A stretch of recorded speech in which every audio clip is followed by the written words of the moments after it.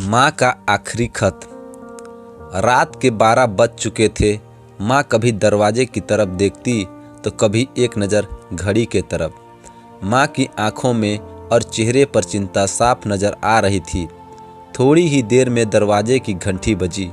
माँ ने काफ़ी तेज़ी से दरवाज़ा खोला और सामने बेटे विक्रम और बहू मान्यता को देखकर पूछा, इतनी देर क्यों हो गई?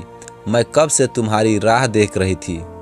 माँ, मैं अब छोटा नहीं हूँ, तुम मेरी चिंता मत किया करो, विक्रम घर के अंदर प्रवेश करते हुए बोला।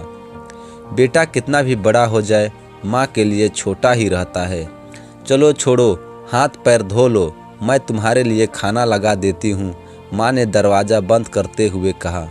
माँ जी, हम बाहर से खाना खाकर आए हैं, आप खा लीजिए, हम सोने जा रहे हैं, बहू मान्यता ने कहा।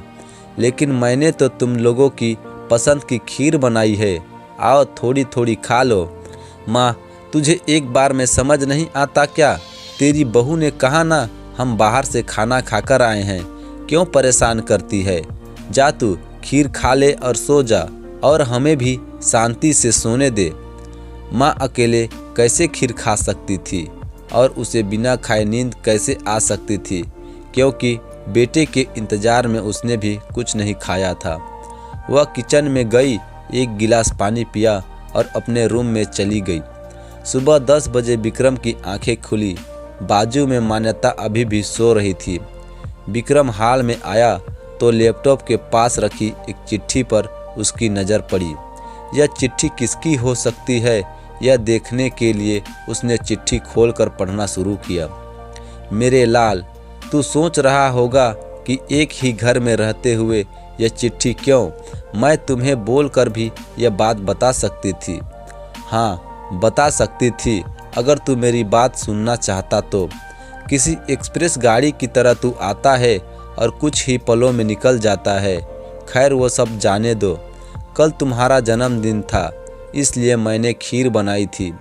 सोचा कम से कम आज के दिन साथ में बैठकर खाना खाएंगे, मगर मैं यह बात भूल गई थी कि मेरा बेटा बड़ा हो चुका है, तो अपने दोस्तों के साथ पार्टी करके खाना खाकर आया। चलो, मुझे इस बात की खुशी तो हुई, मेरी दवाइयाँ ख़त्म हो गई। मैंने कुछ दिनों पहले तुम्हें दवाई की एक चिट्ठी भी दी। अगर वक्त मिले तो यह दवाई मुझे लाकर देना, मुझे थोड़ी राहत हो जाएगी। विक्रम को याद आया कि 4-5 दिन पहले माँ ने एक दवाई की चिट्ठी दी थी। उसने अपने ऑफिस के बैग में जाकर उस चिट्ठी को तलाशा और उसे खोल कर देखा।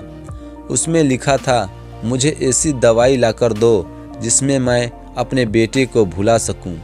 विक्रम को रियलाइज हुआ कि मुझसे बहुत बड़ी गलती हो गई है।